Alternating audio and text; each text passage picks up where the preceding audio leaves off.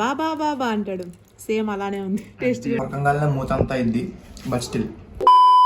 Hello మచాస్, ఈరోజు ఎందుకు puff తినాలనిపించి ఇలా స్వీట్ డ్రీమ్స్ బేకరీకి వచ్చేసాను.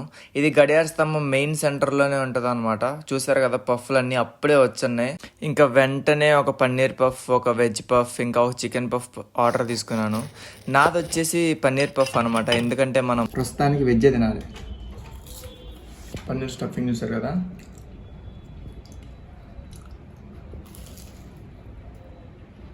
అదిరిపోయింది. యాక్చువల్లీ నా చికెన్ పఫ్ ఫేవరెట్, కానీ కొన్ని అనివార్య కారణాల వల్ల పన్నీర్ తినాల్సి వస్తుంది. చూడండి, రకంగానే మూతంతా అయింది బట్ స్టిల్. నిజంగానే కొరకంగానే మూతంతా అయింది, బట్ స్టిల్ టేస్ట్ అయితే మాత్రం అదిరిపోయింది. ఆ థామ్స్ బ్యాక్ అయిన తర్వాత నాకు నచ్చిన పఫ్లు అంటే ఎక్కలేదు. టేస్ట్ అదిరిపోద్ది. చికెన్ పఫ్స్ కూడా తెచ్చాను. మా చెల్లి రివ్యూ ఇచ్చిద్దాన్ని, రివ్యూగానే ఉండే. అంకుల్ ఎవరో ఉంటారు కదా, బాబా బాబా అంటాడు.